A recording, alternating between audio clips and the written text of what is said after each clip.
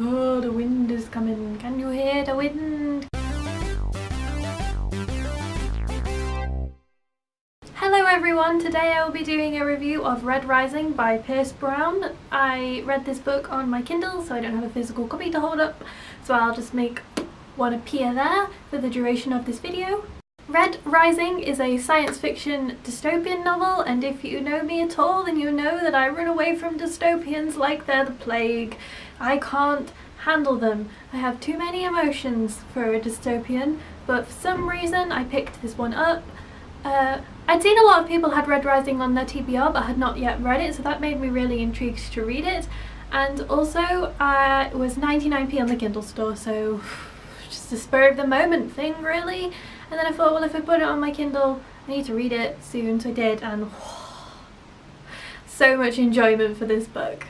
We meet Darrow, who is a hell diver, one of the most dangerous, if not the most dangerous jobs on Mars. He is mining for helium-3, which I'm not a science person, but it's a substance apparently that will make Mars inhabitable. It will help the air so you can breathe or something like that.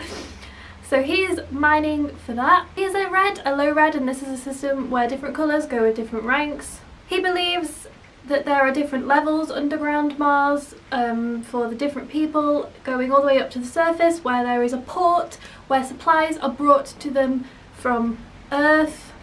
Mars is still believed to be a barren surface. And when the Reds have succeeded in their mission, they will be greatly rewarded and they will live on the surface and have a lot of good things going for them. But they are hidden from the truth. They don't know the real story, and the real story is that Mars's surface has been lived on for years.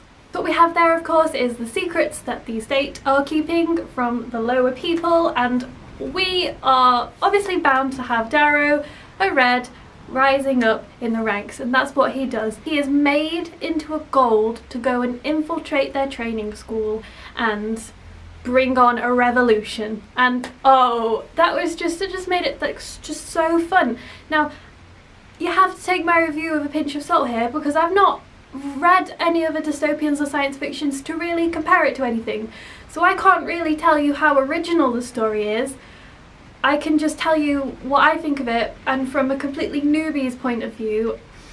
And so I can say right off the bat that if you're new to adult science fiction and dystopians, this was a fantastic one for me to start with. I loved it. I really thought that it was fantastic. So this book was really fast paced and addictive and gripping. It kept you reading. I read it in a few different sittings. I think it's a great book if you have the time to give it a long stretch. You can just really get sucked into it and get sucked into the action and just keep going, because at the end of each chapter there's things that keep you hooked and the plot is constantly moving forward. It's just a really fun one like that.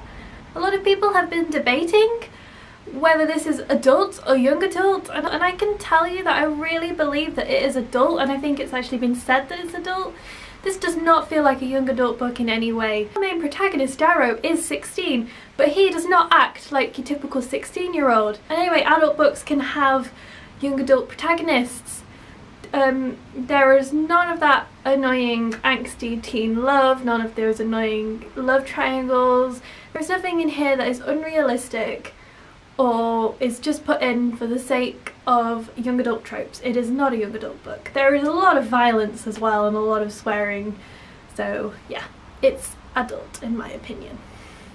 But maybe a good one to go into from young adult. Another thing that I want to mention that this book does well is the world building. There's a lot of world building at the start, so do not be put off if you find it a little hard to get into in the first few chapters. There is a lot of vocabulary like Helldiver that you need to understand, and there is big world building. Of course, it's set on Mars, you know? But the author does very well in explaining all of this and getting you up to speed with it quite quickly, so don't worry and stick with it, because all of the world building and vocabulary really, I think, add to it a lot. The world building makes me very excited to see where this book is going in the future, because the way it ended, oh my god, the way it ended and just the scope of it, and I just have so many theories about where it's going next, and I need the second one.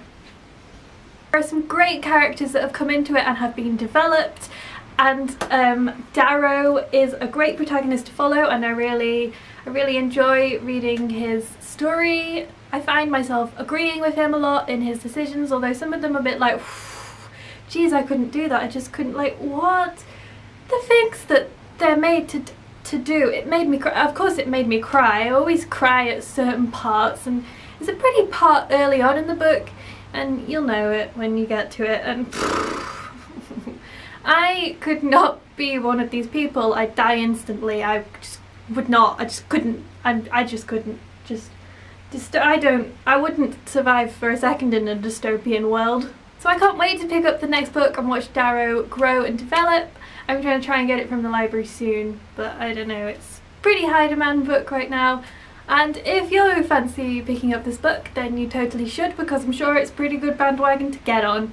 The second book is out, the third book, well, we'll have to wait a while for that, but that's part of the excitement, isn't it? So thank you for watching this review, and please message me if you have read this book, because I want to talk about it with someone, because some of the things and some of the characters and what happened, I